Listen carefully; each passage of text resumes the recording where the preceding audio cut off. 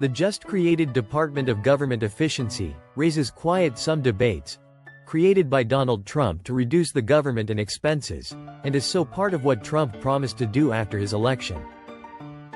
For this part, we will leave it for what it is, because apparently, this is what is voted for by the majority of the US.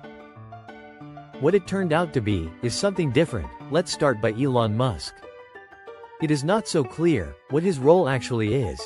He seems to make the decisions, hires his people, but after the more difficult questions, this is all denied by Donald Trump, claiming he is just an advisor. Just because Elon Musk is sticking his nose into everything Donald decides, we cannot really believe this. Answers on who instead is in charge of Doge are still not there. What is the effect? Until now, a lot of people are fired, as seems, completely random, and without any notice before, so after years of work, the next day without a job. Besides a lot of social unrest, it seems that it does not have an effect of making the government more effective. As an example, after firing the people responsible for safeguarding the nuclear missiles, the Trump administration started to wonder who else, instead of them, is going to do this. For some jobs, you simply need to have experience, and getting these people back gets a little difficult when their email boxes are already terminated. Surprisingly, after firing people in the FAA responsible for aircraft safety, airplanes started falling out of the sky. Another thing is the political motive to go after an organization like the FBI. Trump seems to simply want a revenge for his court cases after his last period as president. In this case, he probably does not realize yet this term will end too. Except the damage already done, most of the cases presented from Doge, until now, are completely false. Let's summarize a few. The huge discovery of sending money by USAID for condoms to Hamas in Gaza turned out to be a complete joke, because it was aid to Gaza in Mozambique. As far as what we understand, that is a completely different country which has a province called Gaza. Trump, however, still continues to repeat this mistake as a fact, pointing out how terrible the organization is.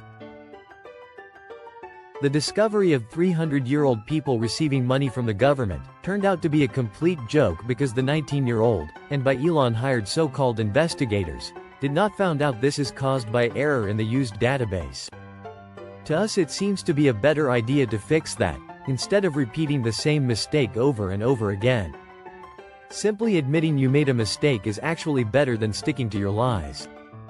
The huge scandals reported by Doge and the savings presented as a result by Doge are also almost completely false. The savings, deleted with no explanation from Doge or the White House, include a $232 million cut to the Social Security Administration that actually amounted to only $560,000, an $8 billion cut at Immigration and Customs Enforcement that was actually only $8 million, and three $655 million cuts at the U.S. Agency for International Development that ended up being a measly $18 million. These mistakes all seem to be completely avoidable human errors. We can draw the conclusion that, except some minor successes, most claims made by Trump about Doge are completely false.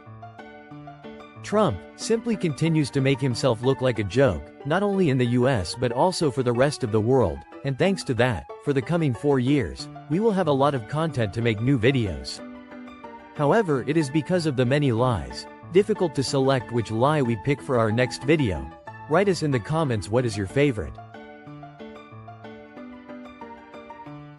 Thank you for watching.